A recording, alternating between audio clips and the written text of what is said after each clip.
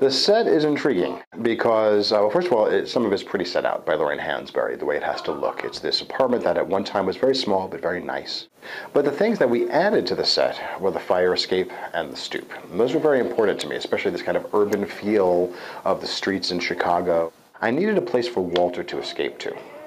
And I think what triggered that for me was in the very first scene. He talks about, look at them all down there, all the people on the street. And I'm like, let's give them a place above them. You're watching people having a wonderful conversation. Here comes Grandma, or kissing. Here comes Grandma depressed, walking down the thing because she doesn't know how to say something. That's why we created it, was for that juxtaposition of things. Absolutely. It's a mess back there. We had to create multiple doors and multiple exits. You've got the 2-bedroom doors. You have to have some access between those just for the actors, not for the characters.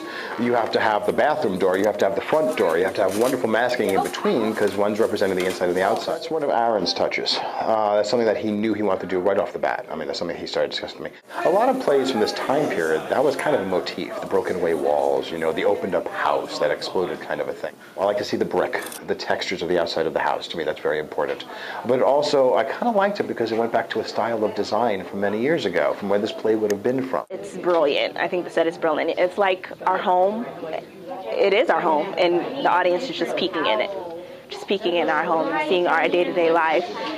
And what's so different, what makes it a play, is that something happens that turns our day-to-day life into something else. They're cramped in there, and they're meant to be cramped in there. It feels good to cramp the actors into this space. When we were blocking, they were having problems moving around each other in the kitchen, and every director wants to go, let me fix it. And I'm like, no, don't fix it. They have to have problems, let the actors know this is the way it's going to be. They got to squeeze against each other to move around. It's going to be awkward. Find another pathway, because you'd have to do that with all of you living in this apartment anyway. I think the set is really real because I think that's what they lived in, a cramped space.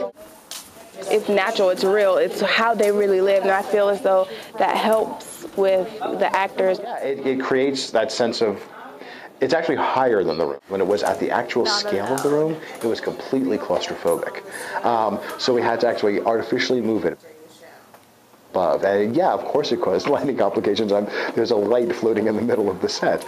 But it works well to really define, to define the room. And when you see it actually go on, it becomes a real living room. Walter Younger Sr. is hanging there. It's a picture of an actor in town named Dennis Neal, who's worked with all of us.